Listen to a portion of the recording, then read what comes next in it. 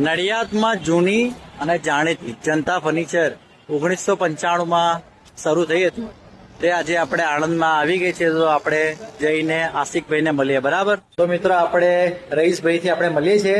તો પઠાણ સાહેબ, આપણે શું છે નવી વેરાયટીમાં? નવી વેરાયટીમાં આપણે જનતા ફર્નિચરમાં અત્યારે યુનિક આપણે ટીવી નું યુનિટ લઈને આવ્યા છે, જે આણંદમાં તમને કોઈ જગ્યા ના મળે.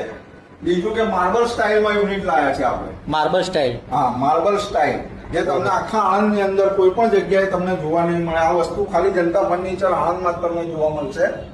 સ્લાઇડર કબાટ એકદમ રોયલ સ્ટાઇલમાં, યુનિકમાં અને સરસમાં સરસ.